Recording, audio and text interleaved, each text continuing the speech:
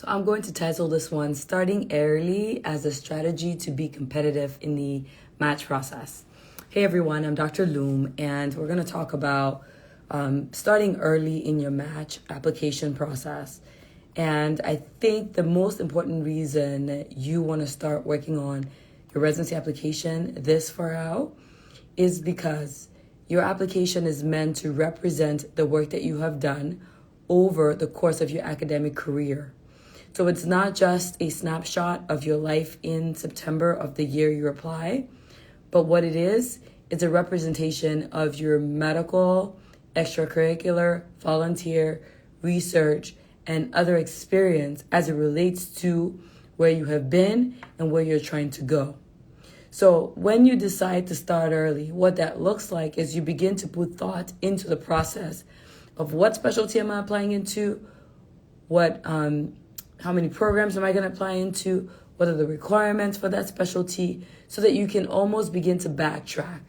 I always teach my students inside the IMG roadmap that the way we do this is by beginning with the end in mind. Beginning in the end in mind basically means you start out with what would it take for me to get one interview invitation at one residency program in my desired specialty. And then you work your way backward to say, what do I need to produce so that I can get that one program to look at what I'm presenting to the table? So for many of us, that would involve collecting experiences, especially right now that experiences section in your application end up to be about 10. You don't always have to have 10, but you can exhaust all. But you want to make sure that you are able to document experiences that speak to your commitment and your competency in that specialty. So what you could do is the earlier you are aware of what you're applying into, you begin to tailor your experiences so that when it comes to your application, you have already fulfilled experiences that will prove your competency and also your commitment to the specialty. I'll give you an example. Let's say I'm applying into neurology, and right now I'm collecting experiences and I'm triaging what to do. The first thing that I would do is ask myself, what is required of me at the final analysis? Well, a commitment to the specialty. So for every clinical experience that I'm pursuing, or for any research experience I'm pursuing, it has to come through the filter of, is this a specialty interest? Is it something that speaks to my commitment to this specialty? If the answer is a yes, then I proceed on to check that experience as an experience I should pursue and complete.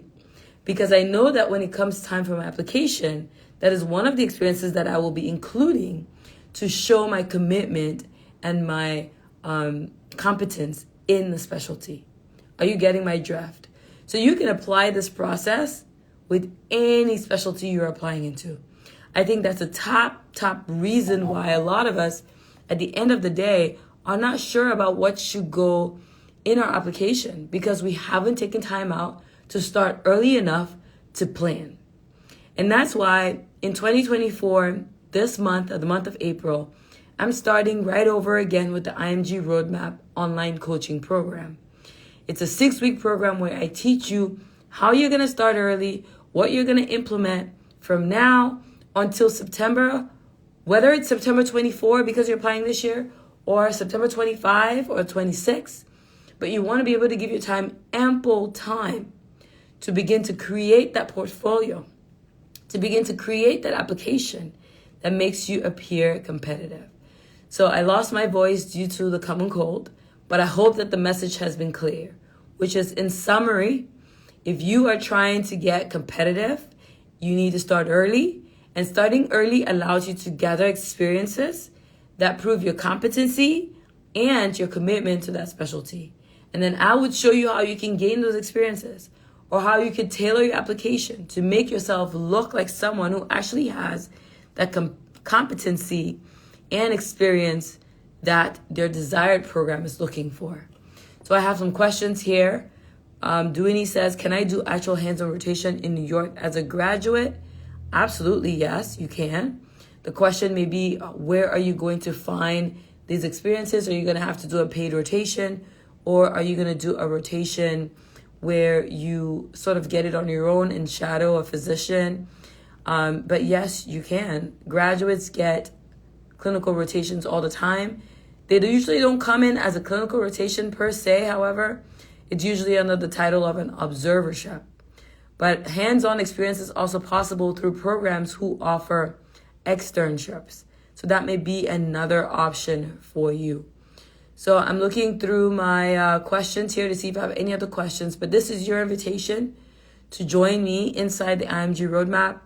April 14th is the last day to register. You can always send a DM to say ready, and we'll help you get competent, and we'll help you prove your commitment to your desired specialty. I'll see you guys on the other side. Bye for now.